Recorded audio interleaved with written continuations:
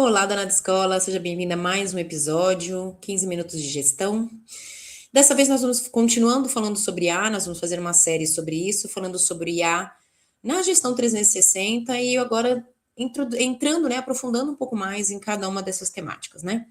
E agora nós vamos falar neste episódio sobre o IA na gestão pedagógica, né, dentro de sala de aula, dentro do contexto de ensino-aprendizagem. Eu, como professora, pedagoga, trabalhando em sala de aula, me assusta um pouco com o volume do uso dessa ferramenta de uma forma indiscriminada, no sentido de sem percepção. É muito complicado porque, assim, eles muitas vezes não leem, não interpretam, eles só copiam aquilo que eles estão fazendo. Inclusive, uma atividade que a gente, por exemplo, eu vou falar até de uma situação que eu vi, né? Uma professora de inglês pediu para os alunos fazerem uma interpretação, né, de um texto e pediu para os alunos fazerem um resumo desse texto para ela e entregar para ela. E assim, esse texto deveria estar em inglês. E ela começou a comentar na sala dos professores que os absurdos que tinham dentro dos textos, coisas que não tinham absolutamente nada a ver com o texto inicial, com o texto de referência, né, o texto proposto, e coisas escritas assim de baixo calão, coisas de um outro nível, porque é aquilo que a gente já falou. O IA ele vai reproduzir aquilo que ele é estimulado a fazer, né? Então, se a criança fala sobre assuntos de brincadeira, né, assuntos pejorativos, ele vai repetir essa linguagem até mesmo no contexto pedagógico, no contexto de ensino, no contexto de aula, porque ele está reproduzindo aquilo que é inserido nele de uma forma constante. Ele é uma máquina, gente, ok? Por mais que o aluno muitas vezes instrua, muitas vezes ele instrui errado. E pior, se o aluno não sabe ler o que ele mesmo pediu, ele vai copiar errado. E foi o que aconteceu com essa criança. Ela estava lendo lá o texto e realmente tinham frases no meio do texto que a criança copiou que não tinha absolutamente nada a ver com o contexto. Por quê? A criança não soube ler, não soube interpretar, não soube pedir. Lembra? Eu tenho que saber fazer um prompt para saber, para o chat GPT me entregar aquilo que realmente faz sentido. Bom, voltando então para a nossa prática aqui, vamos entender que um dos nossos maiores medos é quem vai ensinar para os alunos a usar o IA de forma certa? Porque eles usam de forma errada. Bom, vamos lá. A IA não pode pensar pelo aluno. Primeira coisa é isso. O aluno precisa usar o cérebro dele, gente. Conexões mentais, né? Uma criança, ela é uma esponja para fazer aprendizados. Eu crio, né, as conexões mentais, eu crio os neurônios com os novos aprendizados, eles começam a conversar entre si e gera o aprendizado, o brilho do aprendizado. Agora, se o aluno não é estimulado a raciocinar, eu não tenho aprendizado nenhum, né? Então, esse é um receio que a gente tem. Então, vamos lá. A ideia é que a gente não tem o IA como uma máquina de respostas, tá? O aluno copia, entrega, recebe a nota, mas no fundo ele não aprendeu niente. Isso ele até faz com o Google, não precisa nem do IA para fazer isso, tá? É como uma calculadora antes de você aprender matemática. A IA, ela tem que ser usada como um professor particular e não como alguém que vai fazer a tarefa por você. Ou pela criança, no caso, né? Imagine trocar as perguntas de faça meu resumo por perguntas, explique esse conteúdo como se eu tivesse 10 anos. Faça perguntas para testar se eu aprendi, para quais são os erros mais comuns nesse assunto. Perceba a diferença, o aluno continua pensando, a IA apenas organiza o caminho, é o que eu falei, prompt. Você tem que saber pedir, até isso você tem que saber fazer. Agora, como é que o aluno vai pedir se ele não entendeu nem o que é para ser feito? Esse é um problema. Na verdade, agora vamos falar pelo contexto do professor. O professor ele ganha um assistente pedagógico. Aqui é muito bom. Essa é a parte top da nossa conversa, né? Então vamos lá. É passar a gastar tempo ensinando. Imagine corrigir uma prova e a IA pode identificar quais foram as habilidades que apresentaram maior, quais habilidades apresentaram maior dificuldade, quais conteúdos precisam de reforço, quais alunos possuem o mesmo padrão de erro, quais competências da BNCC precisam ser retomadas.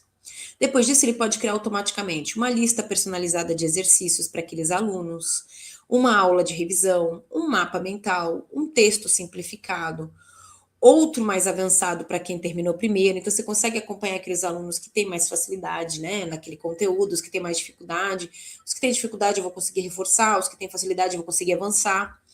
Ou seja, a mesma turma eu consigo ter um pouco mais de um olhar diferenciado, que é uma grande dificuldade dos professores hoje em dia. Agora vamos falar de um planejamento inteligente. Planejamento é uma das tarefas que mais consome o tempo de um professor. Né? A gente que está em sala de aula, a gente sabe que realmente demora.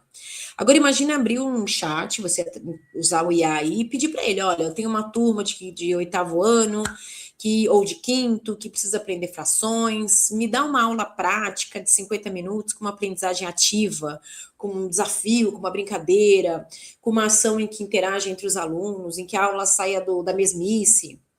E aí é muito legal porque ele vai trazer, sim, jogos, dinâmicas, experimentos, vídeos, debates, projetos, e o professor continua sendo quem vai escolher qual dessas estratégias ele vai usar na sua turma.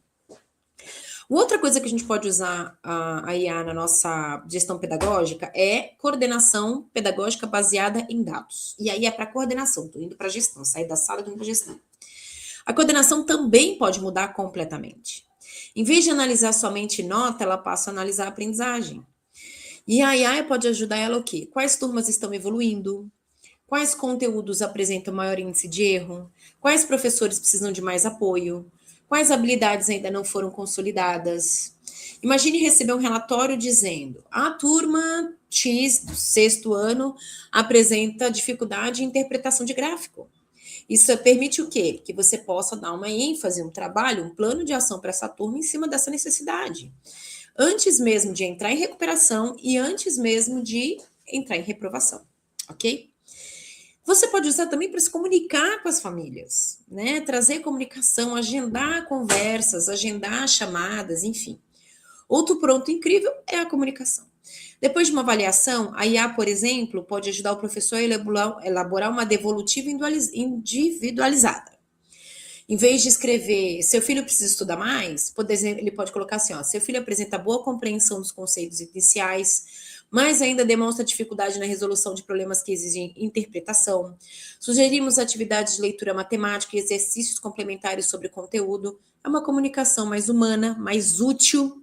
Inclusive, pode levar isso até para reunião.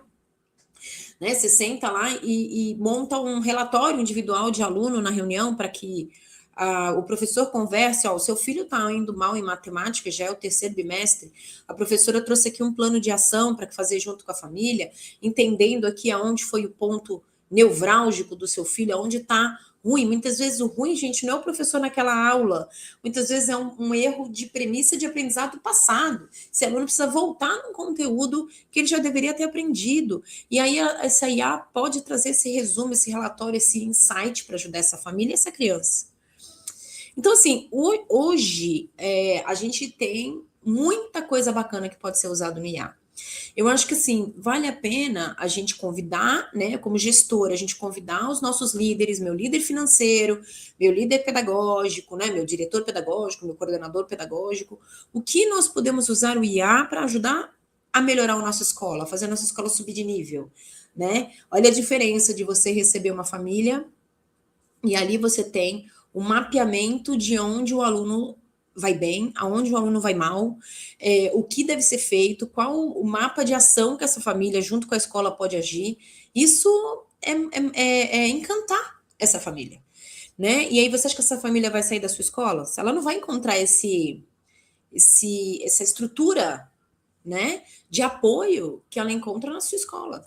E hoje é o que as famílias querem. As famílias querem direção, as famílias querem ajuda, as famílias querem apoio, né? As famílias querem uma direção, muitas vezes não tem, né?